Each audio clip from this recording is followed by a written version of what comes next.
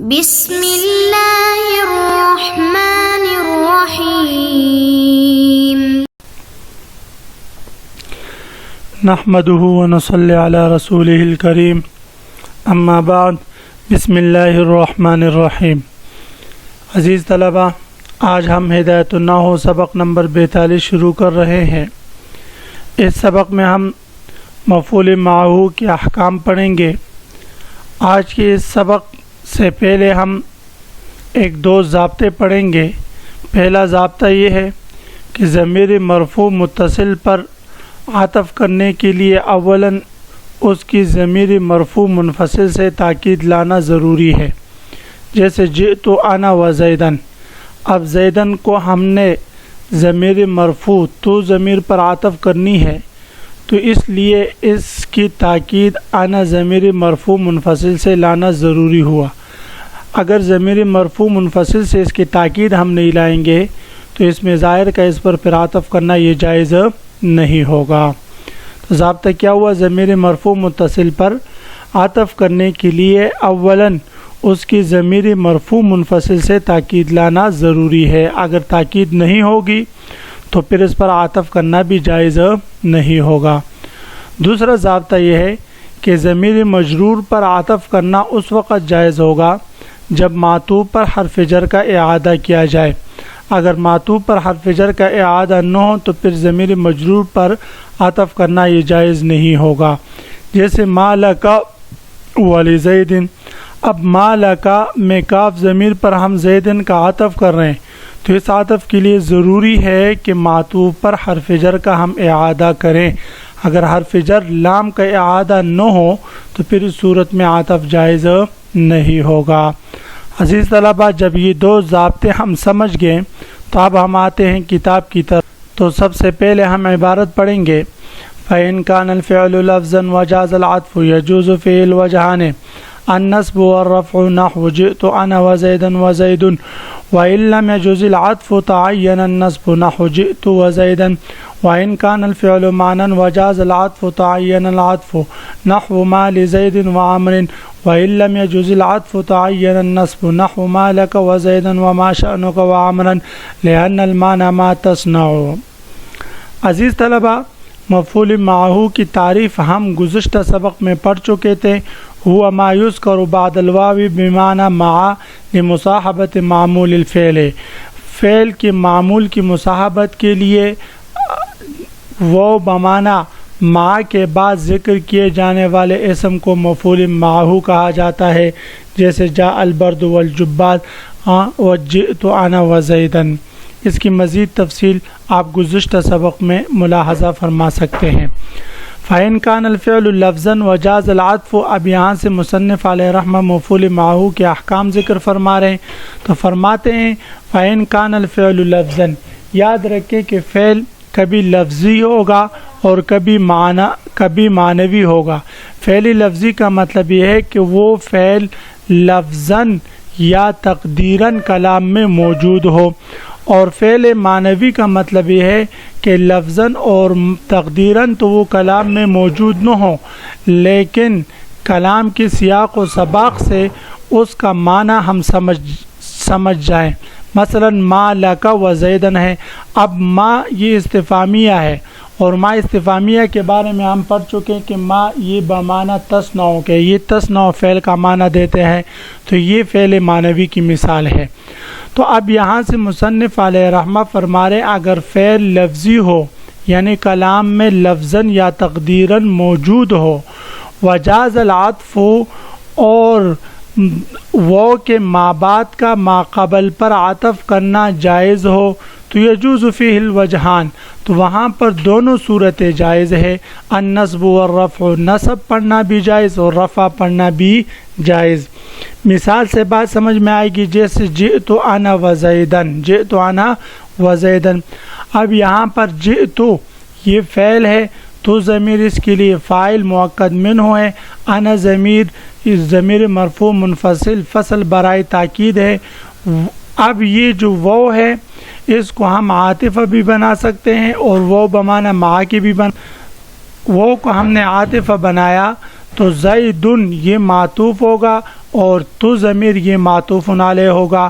اب زید اسم ظاہر کا عطف ضمیر مرفوع متصل پر ہو رہا ہے اور یہ عطف جائز ہے۔ جائز وجہ یہ ہے کہ ہم ضابطے میں پڑھ چکے ہیں کہ ضمیر مرفوع متصل پر عطف اسم ظاہر کا عطف کرنا جائز ہوگا اس وقت جب اس کی تاکید ضمیر مرفوع منفصل سے لائی جائے، اور یہاں پر تاکید پہلے سے موجود ہے اس لیے عطف کرنا یہ جائز ہو۔ اور اس میں دوسری صورت کہ وہ بمعنی مع کے ہو تو اس صورت میں وہ بمعنی مع کے ہوگا اور زیدن یہ منصوب ہوگا بنا پر مفعول معہ کے، اور زیدن یہ مفرد منصرف سے ہی مفعول معہ کا منصوب بفتحہ لفظاً۔ جی تو فرما رہے اگر فعل لفظی ہو اور عطف جائز ہو تو یجوز فیہ الوجہان، تو اس میں دونوں صورتیں جائز ہیں۔ النصب نصب پڑھنا بھی بنا پر مفعول معہ کے، والرفع اور رفع پڑھنا بھی جائز ہے بنا پر عطف کے، جیسے جئت انا وزیدن وزیدن دونوں پڑھ سکتے ہیں۔ وَإِن لَمْ يَجُزِ الْعَطْفُ اگر عطف جائز نہ ہو تعین النصب تو اس صورت میں نصب متعین ہوگا اور وہ عاطفہ نہیں ہوگا، وہ بمعنی مع کے ہوگا، جیسے جئت وزیدن جئت وزیدن۔ اب یہاں پر وہ کو ہم عاطفہ نہیں بنا سکتے ہیں اس لیے کہ اسم ظاہر کا ضمیر مرفوع متصل پر عطف کرنا اس وقت جائز ہوتا ہے کہ جب اس کی تاکید ضمیر مرفوع منفصل سے لائی جائے، اور یہاں پر اس کی تاکید موجود نہیں۔ جب تاکید موجود نہیں ہے تو عطف بھی جائز نہیں، جیسے کہ ہم ضابطے میں پڑھ چکے۔ لہذا اب یہاں پر یہی ایک آپشن ہے ہمارے پاس، ایک ہی صورت ہے کہ وہ بمعنی مع کے ہو، تو وہ بمعنی مع زیدن مفرد منصرف صحیح مفعول معہ منصوب بفتحہ لفظاً۔ وَإِن كَانَ الْفِعْلُ مَعْنًا، یہ تفصیل تو اس صورت میں ہے کہ جب فعل لفظی ہو۔ فعل لفظی کا مطلب میں نے بتایا کہ وہ فعل کلام میں لفظاً یا تقدیراً موجود ہو۔ وَإِن كَانَ الْفِعْلُ مَعْنًا اگر فعل معنوی ہو، فعل معنوی کا مطلب یہ ہے کہ وہ فعل کسی حرف سے یا کلام کے سیاق و سباق سے اس فعل کا معنی ضرورتاً ہم لے، کلام میں لفظاً یا تقدیراً وہ فعل مذکور نہ ہو۔ تو فرماتے اگر فعل معنوی ہو وجاز العطف اور عطف بھی جائز ہو تعین العطف تو اس صورت میں عطف متعین ہو جائے گا۔ دیکھیں اوپر اگر عطف جائز ہوتا تو وہاں پر ہمارے پاس دو صورتیں جائز تھی، یعنی نصب اور رفع دونوں صورتیں، عطف اور مفعول معہ دونوں صورتیں ہمارے لیے جائز تھی۔ لیکن اگر فعل معنوی اور عطف جائز ہو تو وہاں پر عطف ہی متعین ہے، وہاں پر پھر ہم منصوب نہیں پڑھ سکتے، جیسے ما لزید و عامر۔ اب یہاں پر ما استفہامیہ بمعنی ای شیء مبتدا اور لزید ظرف مستقر اس کے لیے خبر، پھر زید معطوف علیہ وہ حرف عطف عامر یہ معطوف۔ تو اب یہاں پر عامرن کا زیدن پر عطف کرنا یہ جائز ہے، اس لیے کہ عطف سے کوئی چیز مانع نہیں۔ جب عطف جائز ہے تو اب یہاں پر وہ کو ہم عاطفہ ہی بنائیں گے، وہ کو ہم بمعنی مع کے نہیں بنا سکتے، اس لیے کہ یہاں پر فعل معنوی ہے، مع سے فعل کا معنی ہم سمجھ رہے ہیں، لفظاً یا تقدیراً مذکور نہیں ہے، ضرورتاً ہم فعل کو یہاں پر مقدر مان رہے ہیں، اور الضرورت تتقدر بقدر الضرورہ۔ جب عطف جائز ہے تو پھر ہمیں ضرورت نہیں رہی فعل کے معنی کی، اس لیے اب یہاں پر عطف ہی متعین ہوگا، نصب والی صورت جائز نہیں ہوگی۔ ہاں وَإِن لَمْ يَجُزِ الْعَطْفُ اگر عطف جائز نہ ہو تعین النصب تو اس صورت میں پھر نصب متعین ہو جائے گا، جیسے ما لک وزیدن، ما لک وزیدن۔ اب یہاں پر پہلے ترکیب کرتے ہیں، ما بمعنی ای شیء مبتدا، لک ظرف مستقر اس کے لیے خبر ہے، اور اب یہ وہ بمعنی مع کے ہے اور یہ زیدن مفعول معہ ہے اس فعل کے لیے جس فعل کا معنی ما سے ہم سمجھ رہے ہیں کہ یہ ما بمعنی تصنع کے ہے۔ جی ترکیب میں تو ہم اس کو ای شیء مبتدائی بنائیں گے، لیکن اس کا معنی تصنع کے ہم کریں گے، تو اس لیے تصنع فعل اور زیدن اس کے لیے مفعول معہ بن جائے گا۔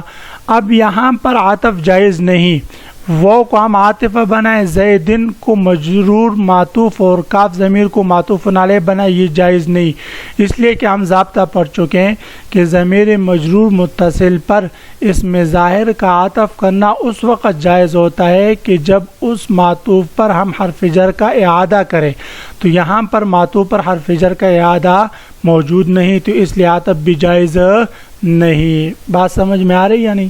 جی، تو اس لیے ما لکا و زیدن ہم پڑھیں گے، ما لکا و زیدن نہیں پڑھ سکتے ہیں۔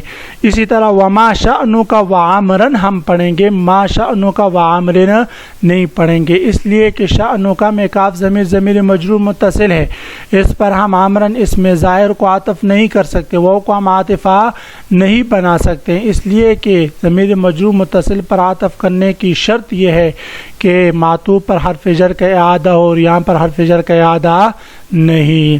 جی، لأن المعنی ما تصنع، اس لیے کہ ما شأنو کا ما لکا کا معنی جو ہے ما تصنع کے معنی میں ہے، تو یہاں پر ما یہ تصنع کے معنی میں ہے اور مانن فعل مذکور ہے، اور جب مانن فعل مذکور ہے اور عطف جائز نہیں ہے تو اس لیے وہ کو بمعنی ما بنائیں گے، اور زیدن اور عمرن دونوں کو مفعول معہو کی بنا پر منصوب پڑھیں گے۔